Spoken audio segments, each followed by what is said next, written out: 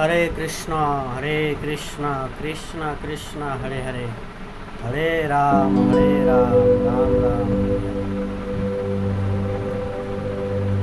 हरे कृष्णा कृष्ण कृष्ण हरे हरे, हरे राम राम राम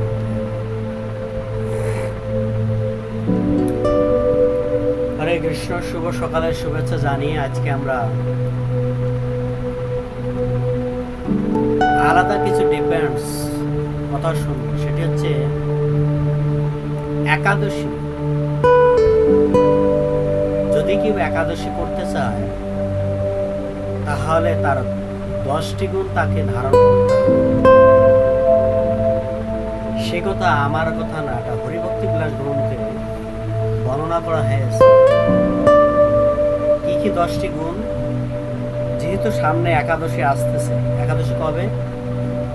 5 তারিখ, এবার মঙ্গলবার। আর এই 5 তারিখ একাদশীর নাম হচ্ছে কি নাম? পামমোচনী একাদশী। তো আমাদের মনে রাখতে হবে, একাদশী করতে গেলে আমাদের 10টি গুণ ধারণ করতে হবে, তাহলে একাদশীর ফল প্রাপ্ত হবে। যেহেতু আপনি একাদশীর ফল প্রাপ্ত হতে চান, 10টি গুণ যদি আপনি ধারণ করতে না চান তাহলে কি করে হবে? সে কথাই তো হরিভক্তি বিলাস গ্রন্থে বর্ণনা করা হয়েছে।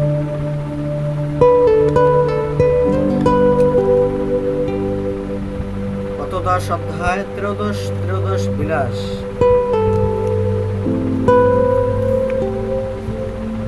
ত্রয়োদশ বিলাস শ্লোক নং কত? শ্লোক নং হচ্ছে 44। সেখানে বলা হয়েছে একাদশীর করতে গেলে তাকে 10টি গুণ তার জীবনে ধারণ করতে হবে, অর্থাৎ 10টি গুণ তাকে ফলো করতে হবে।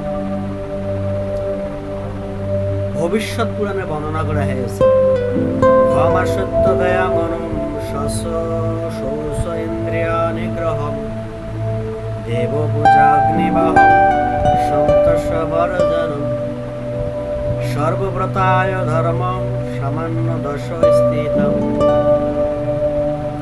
এখানে বলা হয়েছে যে উপবাস গুণসমূহ ভবিষ্যৎ পুরাণ কথিত হয়েছে। গুণসমূহ, যদি কেউ উপবাস করে তার গুণসমূহ: ক্ষমা, সত্য, দয়া, মৌন, সুচিতা, ইন্দ্রিয় সংযম, দেবপূজা, যজ্ঞ অগ্নিত হোম, সন্তোষ এবং চৌর্য বর্জন।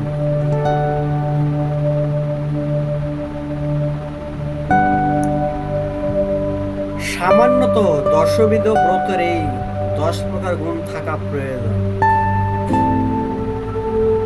10 প্রকার গুণ থাকা প্রয়োজন।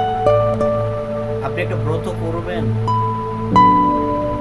ব্রতের কিছু তো নিয়ম কানুন থাকা প্রয়োজন না? তো আপনি যদি নিয়ম কানুন ফলো না করেন তাহলে আপনি কি করে সেটা ফল প্রাপ্ত হতে পারবেন? এখন কখনোই সম্ভব না। এই একাদশী যে আমরা করি, একাদশী করলে তার 10টি গুণ থাকা প্রয়োজন। সেটা হচ্ছে কি? ক্ষমা করার সৌন্দর্য মনোবৃত্তি থাকা প্রয়োজন। দোষ থাকতে পারে, হাজার দোষ হতে পারে, হাজার গুণ, হাজার ভুল হতে পারে, কিন্তু দোষ ক্ষমা করারও নিয়ম দেওয়া আছে শাস্ত্রে। ঠিক আছে? দোষ ক্ষমা করতে হবে, ক্ষমা থাকতে হবে। যদি তার ক্ষমা করার মনোবৃত্তি না থাকে তাহলে সে কি করে ভগবানকে ভালোবাসে? আপনি চিন্তা করুন, ভগবান কত মহান। তাকে যদি কেউ মারতেও যায়, তাকে তার মাতৃত্ব পদস্থান প্রদান করে। তাকে যদি কেউ গালিগালাজও করে, ভগবান সেটাতে দোষ দেখেন না, ভগবান সেটাতে গুণ হিসেবে গ্রহণ করেন।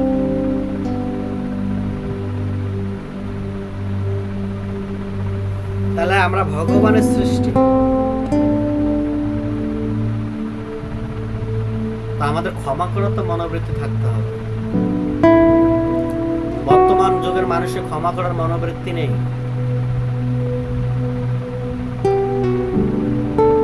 দ্বিতীয়ত তো সত্য কথা বলার কোনো, এখন তো কলিযুগের মানুষ বাবা সত্য কথা বললেই মনে হচ্ছে মরে যাবে আর মারে ফেলবে, সত্য কথা কেউ বলেই না। তো একটা সুন্দর ছন্দ আছে, আগের যুগের মানুষ সত্য কথা বলতো পাপ, মিথ্যা কথা বলতো পাপ হবে বলে, আর এখনকার যুগের মানুষ সত্য কথা বললে সত্য কথা বলতে ভয় পায়, মৃত্যু হবে বলে। সত্য তো তাই না, সত্য কথা ভয় বলতে ভয় পাচ্ছে কেন? মৃত্যু হবে।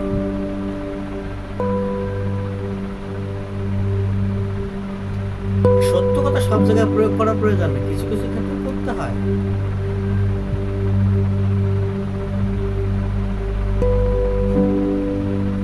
ঠিক আছে, বৃহৎ স্বার্থে যদি মিথ্যা কথা বলতে তাহলে বলতে হবে।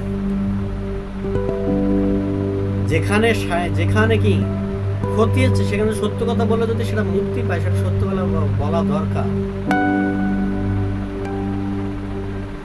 আপনি চিন্তা করেন, এখন কলিযুগে মানে 90% মানে 90% কথা সত্য বলে, মিথ্যা বলে, সত্য তো 1%ও বলে না।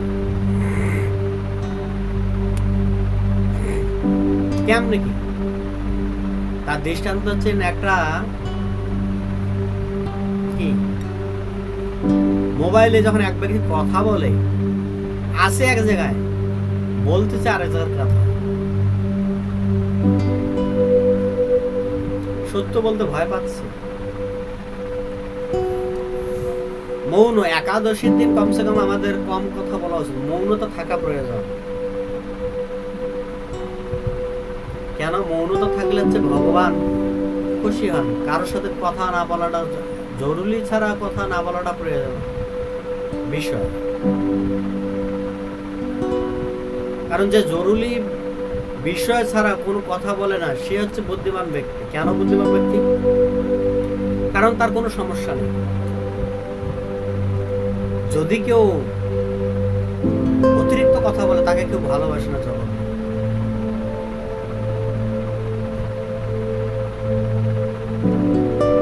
এই জন্য বলছে একাদশীতে হরিনাম করুন, কথা বলার তো দরকার নেই, যেটা না বললেই না।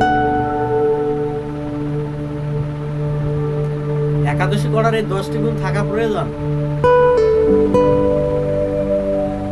সুচিতা, কলিযুগের মানুষের সুচিতাই তো নাই।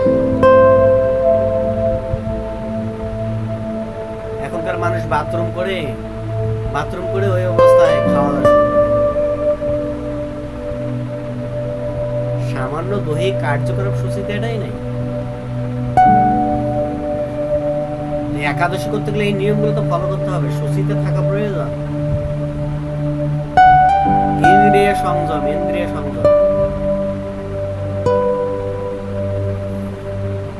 অনেকেই আছে একাদশীর দিন কি করে, দৈহিক সঙ্গ করে, অনেক এরকম ব্যক্তি আছে, কিন্তু এটা ঠিক না। যদি কেউ একাদশীর দিন এই দৈহিক সঙ্গ করে তাহলে তার পরিণাম অত্যন্ত ভয়ানক হয়।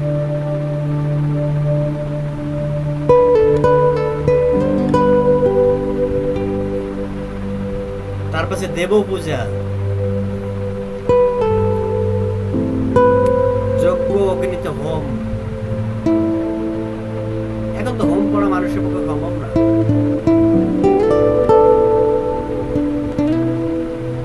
সন্তোষ, মনে তো সন্তোষ নাই, কারো মনে সন্তোষ নাই, সবাই টেনশন আছে। কি টেনশন? এই কলিযুগের মানুষ দুটো চিন্তায় বিষয় করে। কলিযুগের মানুষকে দুটাই সে পুড়ে খায়, একটা হচ্ছে চিন্তা আর একটা হচ্ছে চিন্তা। চিন্তা তো একবার পুড়ে আপনাকে ভস্ম করে দেবে, কিন্তু চিন্তা আপনাকে আজীবন ভস্ম করবে। মৃত্যুর আগ অব্দি আপনার চিন্তা করতে করতে আপনার সবকিছু ধ্বংস করে দেবে। কি করবেন আপনি? এই চিন্তা করতে করতে করতে করতে আপনার জীবনের লাইফ শেষ।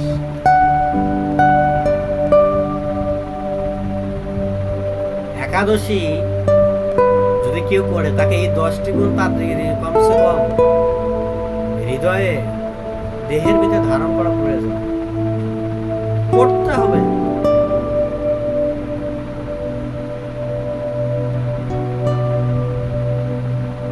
চৌর্য বর্জন,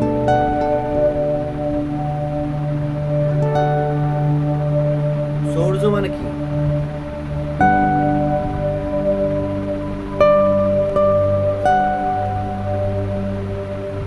চৌর্য মানে হচ্ছে অহংকার।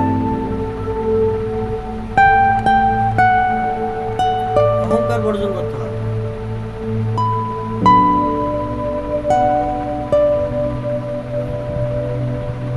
আমাদের মনে রাখতে হবে একাদশী যদি কেউ আমরা করি তাহলে এই 10টি গুণ তাকে ধারণ করতে হবে। আর এই 10টি গুণের মাধ্যমে সে ভগবানের বিশেষ কৃপা প্রাপ্ত হবে। হরে কৃষ্ণ কৃষ্ণ কৃষ্ণ হরে হরে, হরে রাম রাম রাম। আশা করি এই ভিডিওটি ভালো লাগবে। যদি ভালো লাগে তো অবশ্যই লাইক দেবেন, মন্তব্য থাকলে কমেন্টের মধ্যে জানাবেন, আর আমার ইউটিউব চ্যানেল সাবস্ক্রাইব করবেন। হরে কৃষ্ণ।